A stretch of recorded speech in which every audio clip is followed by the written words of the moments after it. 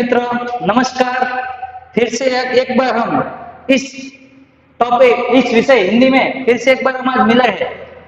हमारी इकाई नंबर 4, जिसका नाम है कथनी और करनी। तो इस कथनी और करनी में हमने आगे के एक उदाहरण के माध्यम से देखा था कि फूल तोड़ना मना है। इसमें क्या था, एक सज्जन ने अपनी कार्य के मुताबिक अच्छी सोच बनाई। बगिया के अंदर वर्षा ऋतु के मौसम में अपने पार्क के अंदर पौधे कतार से रोप दिए, पौधे को एक ही कतार में रोप दिया। और फिर क्या किया, इस कतार में रोप कर उन्होंने इस बगिया को अच्छी तरह से रखा, अच्छी तरह से सजाया, अच्छी तरह से संवारा, उसकी देखभाल भी की। और कोई फूल ना तोड़े, इसके लिए क्या किया बच्चों, इस सज्जन ने, इस भले आदमी ने क्या किया, तो इस भले आदमी ने यह किया कि एक बड़ी सी तख्ती बनाई और उस तख्ती पर लिख दिया फूल तोड़ना मना है। और दोनों साइड रखा, जहां से आदमी एंटर होता है वहां भी रखा, जहां से आदमी बाहर एग्जिट होता है वहां भी रखा, ताकि आते और जाते दोनों तरफ से हर कोई देखे, हर कोई सोचे कि इसको यहाँ फूल तोड़ने के लिए इस बगिया के अंदर, इस पार्क के अंदर बना किया गया। सज्जन की, भले आदमी की जो सोच थी वो बड़ी ही अच्छी थी। लेकिन वही आदमी एक दिन भोर सुबह के अंदर अपने जो कहे हुए कथन को अंदर ना रहते हुए वो खुद ही ऐसी करनी कर बैठता है कि सुबह सुबह वो खुद ही फूल को चूटता है, खुद ही फूल को बगिया में से तोड़ता है और कुछ लोग इसे देखते रहे।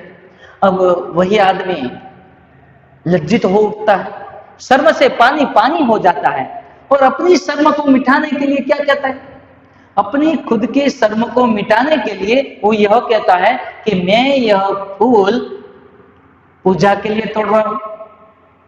अब यही सज्जन आदमी के कहने में और कार्य करने में हमें बड़ा फर्क देखने को मिला। खुद ही लगाया, खुद ही कार्य किया और खुद ही अपने बनाए हुए नियम को तोड़ दिया। यही उसकी कथनी और करनी में फर्क हमें दिखाई देता है। तो इसीलिए कहा गया है कथनी और करनी एक समानता, एक रूपता हो तो हम अच्छे व्यक्ति बन सकते हैं। यही एक अच्छे व्यक्ति की पहचान थी, यानी कि कथनी और करनी में समान रूपता रखना अच्छे व्यक्ति की ही पहचान है। ये हमने पहले उदाहरण के अंदर सीखा था। आज हमारा उदाहरण नंबर 2 है, जिसका नाम मैंने आपको कहा था धूम्रपान वर्जित है।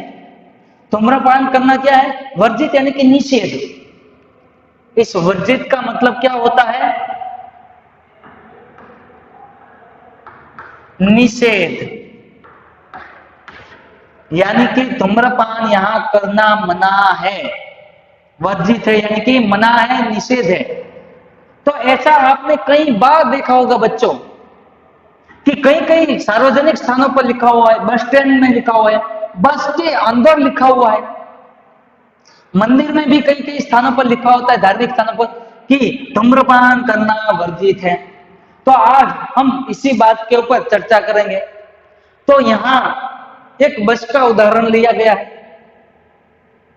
और इस बस कंडक्टर के साथ किस तरह का वो व्यवहार करता है यात्रियों के साथ, मुसाफिर के साथ, इस धूम्रपान वर्जित वाक्य के साथ, वो हमें आज देखना है।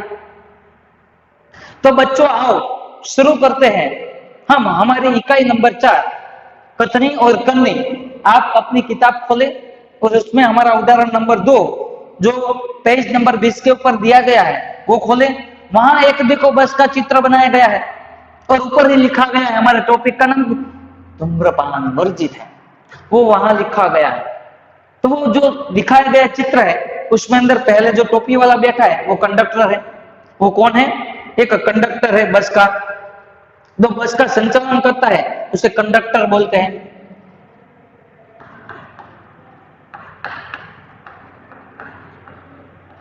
यानी कि बस का संचालन करने वाला, बस का संचालन करने वाला बस कंडक्टर जो टिकट निकालता है, सभी मुसाफिर को टिकट बांटता है, उसकी बात है। तो आइए देखिए बच्चों कि इसकी कथनी और करने में क्या फर्क है। बस कंडक्टर की कथनी और करने में किस तरह का हमें अंतर देखने को मिलता है, वो हमें आज यहां सीखना है। आइए देखिए कि क्या लिखा गया है।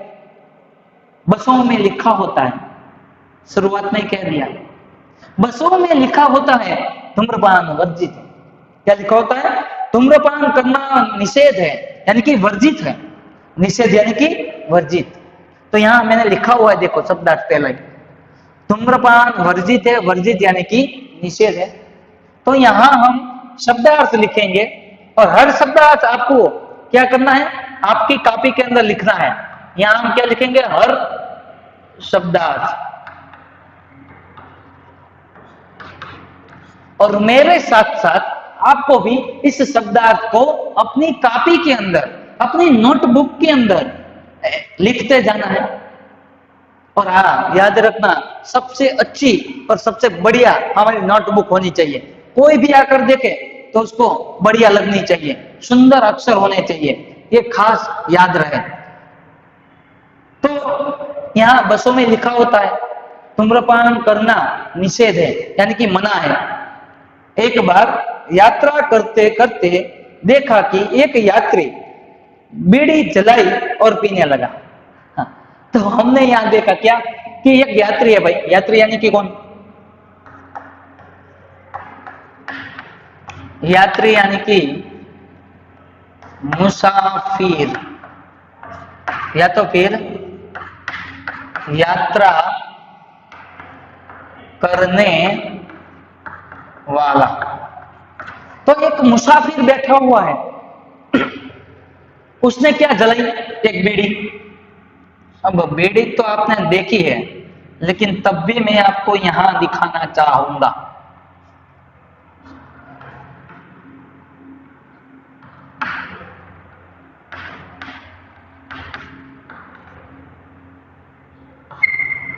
एक बीड़ी निकाली और वो जलाकर पीने लगा। क्या निकाली? बीड़ी। अब देखो बीड़ी किसने निकाली है? यात्रा करने वाले मुसाफिर ने बीड़ी निकाली है और वो खुद पीने लगा। अब बीड़ी पीना हानिकारक है, सेहत के लिए तो हानिकारक है ही बच्चों, लेकिन हमारे जो पास में बैठा है उसको अगर धुआं लगे तो उसका भी स्वास्थ्य खराब होता है, उसकी भी तंदुरुस्ती खराब होती है।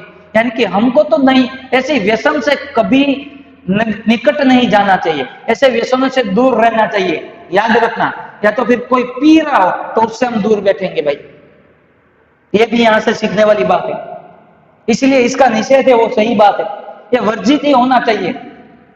हाँ, तो इसका हमें अपनाना नहीं चाहिए। लेकिन यहाँ यात्री को क्या भाई व्यसन था, बीड़ी चलाई, हाँ, और उसे पीने लगा। उसे देखकर कंडक्टर ने कहा, उसे देखकर बस का जो संचालक करने वाला है, संचालन करने वाला व्यक्ति जो है कंडक्टर, बस कंडक्टर जो हमें टिकट देता है, वो बोला, भाई साहब, बस में बीड़ी सिगरेट पीना मना है। भाई साहब, बस में सिगरेट और बीड़ी पीना मना है। उसने जलती हुई बीड़ी खिड़की से बाहर फेंकवा दी। क्या किया? जलती हुई जो बीड़ी थी वो खिड़की से बाहर फेंकवा दी। हाँ, यानी कि क्या हुआ? जलती हुई बीड़ी को खिड़की से बाहर फेंकवा दिया। खिड़की यानी कि जो हमारी विंडो होती है, बारी, उसे हम खिड़की कहते हैं। तो यहाँ पे खिड़की यानी कि क्या? तो खिड़की यानी कि बारी।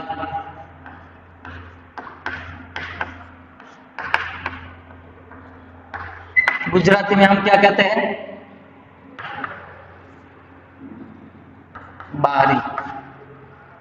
यहां गुजराती अर्थ में हम कहते हैं बारी, हिंदी में इस तरह लिखेंगे बारी। जहां पे हवा आती जाती रहती है उसके लिए बनाया गया एक चौरस जो खाना होता है उसे हम कहते हैं बारी यानी कि खिड़की, हवा आने जाने के लिए बनाई जाती है। तो उसी खिड़की में से देखो उसने तुरंत ही बाहर फेंकवा दी, चलती हुई बीड़ी फेंकवा दी, यानी कि बाहर क्या किया, लौटा दी। बस से बाहर उसको फेंक दिया गया। थोड़ी देर बाद कंडक्टर ड्राइवर के केबिन में जाकर बैठ गया। क्या किया, थोड़ी देर बाद ड्राइवर जो है वो अब कंडक्टर जो है वो ड्राइवर की केबिन में जाकर बैठ जाता है। सिगरेट जलाई और पीने लगे। क्या किया, सिगरेट जलाने लगा और खुद पीने लगा। अब देखो उसने कहा क्या, कथनी क्या की, यात्री को मना कर दिया, लेकिन खुद जो कर्म था वो उसका यहाँ उल्टा है। खुद बस ड्राइवर के केबिन में जाकर, यानी कि केबिन यानी कि दुकान, केबिन यानी कि दुकान, उसकी केबिन में जाकर बैठ गया और उसकी केबिन में जाकर बैठ जाता है। केबिन यानी कि दुकान, जो उसका अपना एक अड्डा होता है, एक घर होता है, उसको यहाँ केबिन कहा जाता है। उसको बैठने की व्यवस्था केबिन में होती है, यानी कि दुकान के अंदर होती है। तो वहां कंडक्टर भी गया और खुद कंडक्टर ने क्या की, अब कंडक्टर बीड़ी जलाने लगा। यहाँ कंडक्टर ने बीड़ी जलाई और खुद पीने लगा और दोनों पीने लगे, वो एक नहीं, ड्राइवर और कंडक्टर दोनों। अब कंडक्टर ने भाई यात्री को तो मना किया, अब खुद पिए तो अच्छा लगता है? नहीं लगता है बच्चों, ये अच्छी बात नहीं है।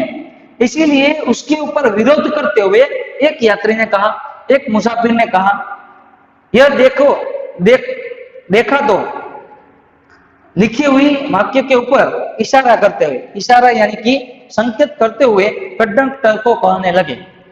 यात्री जलते हुई बीड़ी जो कंडक्टर ने जलाई थी उसे देखकर जो लिखा गया एक वाक्य था उसकी तरफ इशारा करते हुए, संकेत करते हुए कंडक्टर से कहने लगा, भाई साहब बस में सिगरेट पीना मना है, बस में सिगरेट पीना मना है, ऐसा उन्होंने कहा। इसने, यात्री ने, क्या करते हुए, इशारा।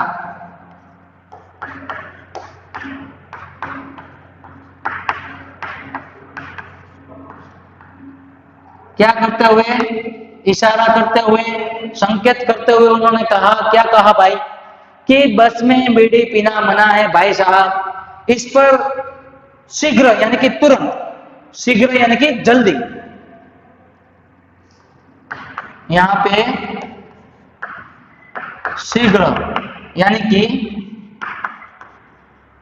जल्दी, या तो फिर फौरन,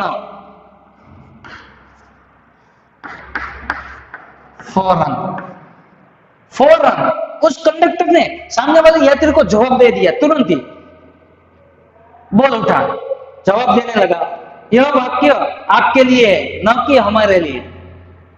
अरे भाई, ये वाक्य यात्रियों के लिए कैसे नहीं है?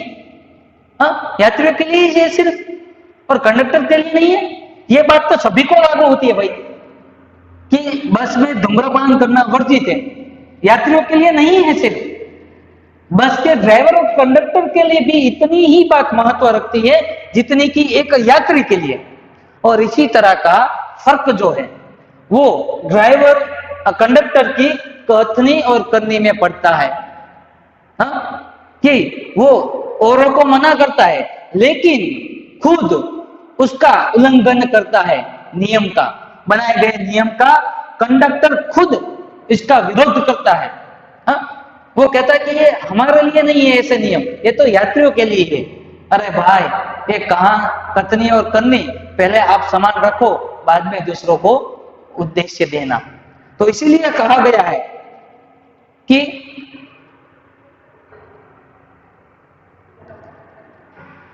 सुझाव सब साकार किए, सुझाव सब साकार किए, निर्देश दिए, समझाए। यहां देखा, इशारा किया था ना, निर्देश दिए, समझाया था, समझाए। कथनी करनी फर्क साफ, कथनी करने में यहां हमें फर्क साफ दिखाई देता है। फिर कहां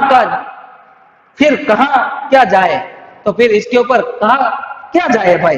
हाँ, हमारी कथनी और करनी कैसे होनी चाहिए, इसके ऊपर एक वाक्य है जो मैं यहाँ लिखता हूं।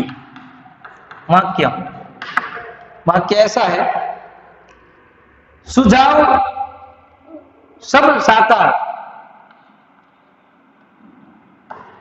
सुझाव सब साकार करें। सुझाव यानी कि सलाह, सलाह सबको साकार करनी है। हाँ, किए, सॉरी करने पर किए, सुझाव सब साकार किए, हाँ साकार किए, निर्देश दिए समझाए, निर्देश निर्देश दिए समझाए, क्या किया, निर्देश दिए समझाए, कथनी करनी फर्क साफ। तो फिर कथनी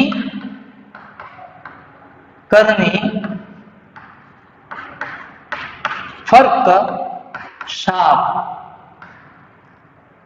कथनी करनी फर्क साफ,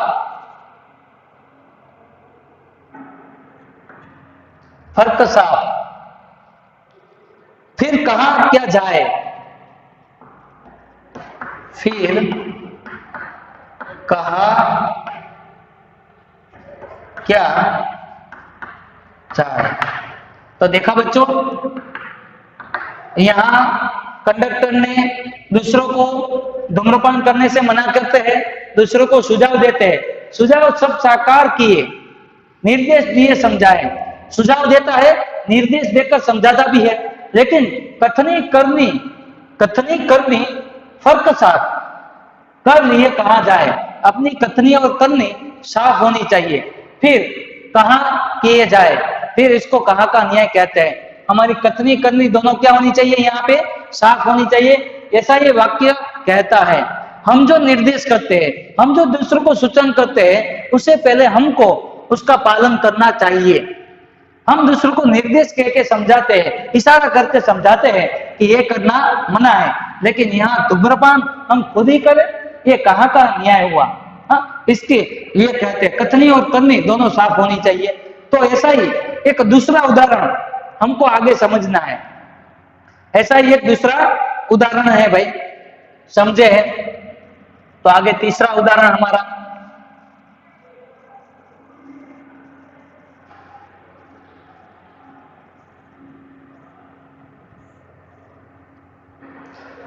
तीसरा उदाहरण है कि अपनी कथनी और कहने में फर्क क्यों है। हाँ, सुझाव देने की बात है। हाँ, एक सुझाव का उदाहरण है, निर्देश की बात है। उदाहरण नंबर 3,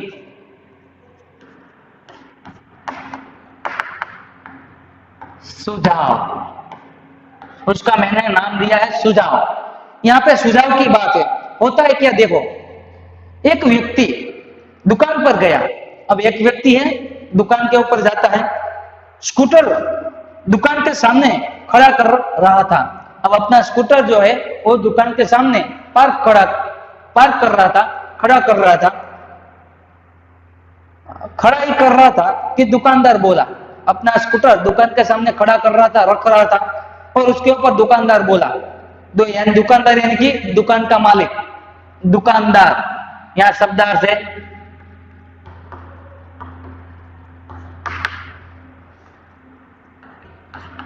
दुकानदार यानी कि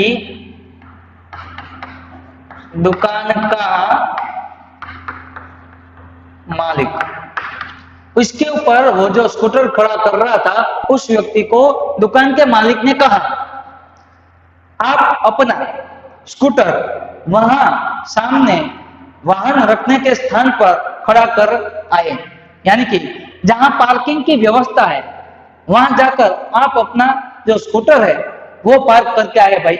यहाँ औरों को क्या करेगा, बीच में आएगा, कोई आ नहीं सकेगा, इसके लिए हमें बड़ी दिक्कत होगी। तो ये दिक्कत ना हो इसके लिए आप अपना जो ये स्कूटर है वो जहां खड़ा करने का स्थान है यानी कि जहां पार्किंग की व्यवस्था है वहां जाकर कर आए, बात सही थी।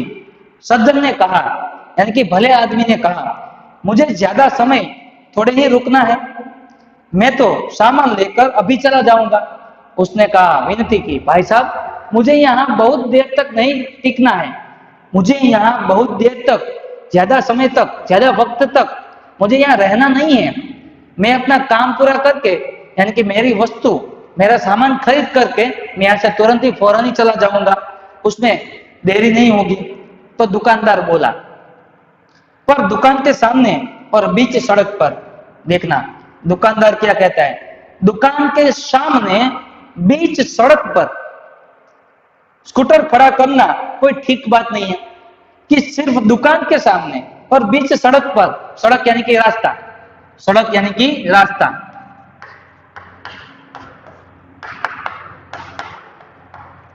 तो बीच रास्ते पर, આપણે ગુજરાતીમાં શું કહીએ બાળકો, વચ્ચોવચ્ચ, तो बीच रास्ते पर स्कूटर को खड़ा करना अच्छी बात नहीं है। हाँ, इसीलिए अच्छी बात नहीं है खड़ा करना, ये अच्छी बात यानी कि ठीक बात नहीं है। इसलिए आप जहां इसका पार्क का स्थान है, जहां पार्क करने का स्थान दिया गया है, उसी जगह पर रख के आए। सज्जन नहीं पर दुकानदार की जो बात है वो सही थी। तो फिर सज्जन ने कहा, सज्जन यानी कि भला आदमी, सज्जन यानी कि भला आदमी, तो उस अच्छे भले आदमी ने कहा, स्कूटर वाहन खड़ा करने के स्थान पर ले जाकर खड़ा किया और वापस आकर सामान खरीदने लगे। क्या किया, जहां पार्किंग की व्यवस्था थी, जहां उसको रखने का स्थान था, वहां उस सज्जन ने अपना स्कूटर रख दिया भाई। अब वो दुकान के अंदर चला गया है खरीदी करने के लिए, यानी कि सामान लेने के लिए। इतने में स्कूटर लेकर दुकान पर एक लड़का आया और स्कूटर दुकान के सामने खड़ा ही करके वह दुकान के अंदर चला गया। अब देखो, इस सज्जन ने जब अपना स्कूटर खड़ा किया तो दुकानदार ने मना किया। अब एक लड़का आया, कौन आया, एक लड़का। अब देखो, एक लड़का आया और इसी दुकानदार की दुकान के सामने फिर से अपना स्कूटर जो है वो खड़ा करके सीधा दुकान के अंदर चला जाता है। सीधा कहां गया, दुकान के अंदर ही चला गया। हाँ, अब देखो, इसको मना किया, अब इसको तो कुछ नहीं कहा भाई। इस आदमी को जब वो उसकी दुकान के सामने स्कूटर को खड़ा कर रहा था तो इसको मना किया कि ये अच्छी बात नहीं है, ऐसा है वैसा है, बीच सड़क पर, बीच राह पर इसको खड़ा करना कोई अच्छी बात नहीं है। तो यहाँ क्या हुआ, उस लड़के को उसने, दुकानदार ने कुछ नहीं कहा, सीधा अंदर चला गया। हाँ, इस पर उस सज्जन ने दुकानदार से कहा। अब इसी बात पर यह भला आदमी ने उस दुकानदार से फिर से कहा। अब आपने इसे मना नहीं किया, वह बोला यह तो मेरा बेटा है। वाह, दूसरों के साथ अन्याय और अपने के साथ अन्याय नहीं होने देना, अपने को अपना लेना, दूसरे को भाई बेगाना कह देना, ये तो कहां का न्याय हुआ है। हाँ, न्याय तो सबके लिए एक ही होना चाहिए ना भाई। दुकानदार ने इस आदमी को मना किया, लेकिन खुद का बेटा आया। हाँ, ये दुकानदार का क्या है, लड़का बेटा है, ये दुकानदार का क्या है, बेटा। जो स्कूटर खड़ा करके गया था लड़का अपना, वो क्या था, ये लड़का दुकानदार का बेटा है। इसलिए इस दुकानदार ने अपने बेटे को कुछ नहीं कहा, अपनी दुकान के सामने जो बाइक है उसको खड़ा कर दिया और खुद अंदर चला गया। अब इस सज्जन आदमी ने जब उसका सुझाव लिया, इसके ऊपर अपना वाक्य कहे, तो उसको कहने लगा यह तो मेरा बेटा है भाई। हाँ, तो कुछ लोग ऐसे भी होते हैं जो आदर्श की बड़ी बड़ी बातें कर देते हैं। क्या कर देते हैं, आदर्श की बड़ी बड़ी बातें कर देते हैं, लेकिन जब उसे अपनाने की बारी आए तो वही आदर्श को वो खुद भूल जाते हैं। आदर्श यानी कि आचरण में लगने वाली जो बात है वो खुद कहते हैं, मगर जब उसको अपनाने की बारी आए, हाँ? जब उसको अपनाने की आचरण यानी कि खुद के अंदर रखने की बात आए, खुद को अपनाने की बात आए, तब वो सब भूल जाते हैं। तो यहां यही हुआ ना, इसको जब आचरण की बात करनी थी तो इसको कहा, लेकिन खुद के बेटे को नहीं कहा, उसको मना नहीं किया। जब अपने बेटे के ऊपर नौबत आ गई तो उसमें से उन्होंने भाई अपने आप को निकाल लिया। ये तो मेरा बेटा है, ये तो यहां रख सकता है।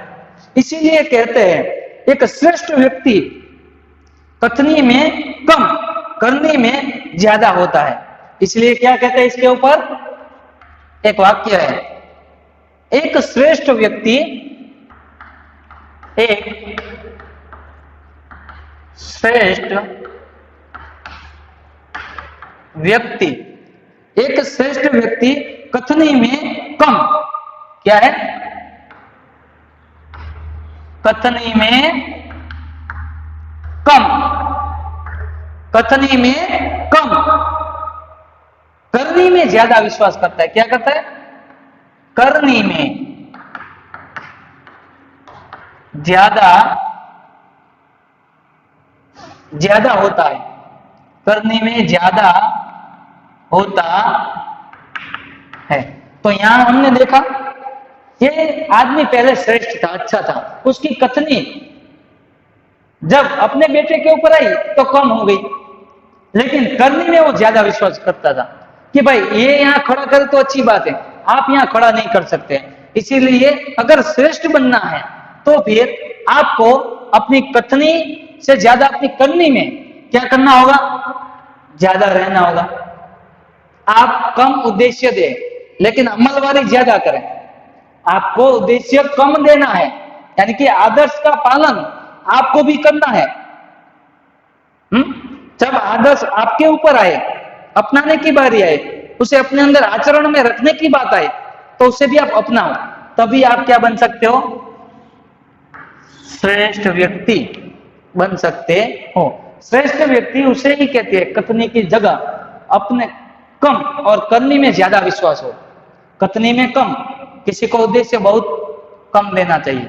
उद्देश्य तभी देना चाहिए जब हमारी करनी श्रेष्ठ हो।